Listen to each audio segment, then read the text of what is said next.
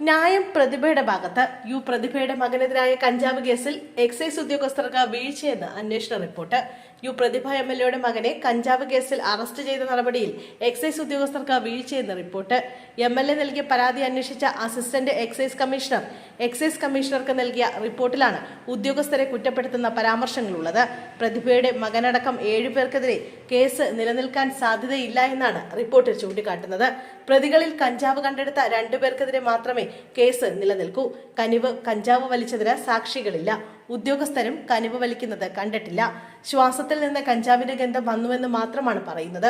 7 പേർക്കെതിരെ കേസെടുക്കാൻ ഇത് മതിയാവില്ലെന്നും റിപ്പോർട്ടിലുണ്ട്. കഞ്ചാവ് കേസുമായി ബന്ധപ്പെട്ട എംഎൽഎയുടെ മകൻ ഉൾപ്പെടെയുള്ള പ്രതികൾക്കെതിരെ നടപടി സ്വീകരിച്ചപ്പോൾ നടപടിക്രമങ്ങൾ പാലിക്കുന്നതിൽ വീഴ്ച സംഭവിച്ചുവെന്നാണ് റിപ്പോർട്ടിലെ ഉള്ളടക്കം.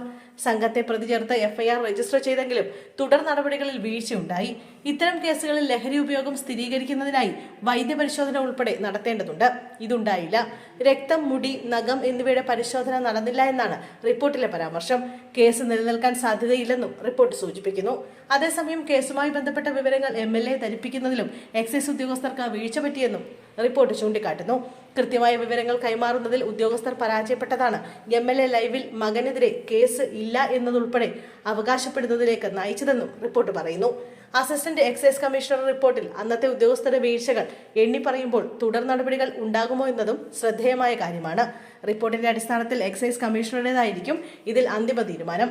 ഇക്കഴിഞ്ഞ ഡിസംബർ 28 കായംകുളം എംഎൽഎ പ്രതിഭയുടെ മകൻ കനിവ് ഉൾപ്പെടെയുള്ളവരെ എക്സൈസ് കഞ്ചാവുമായി പിടികൂടിയത്. 9 പേരും ആലപ്പുഴ സ്വദേശികളാണ്.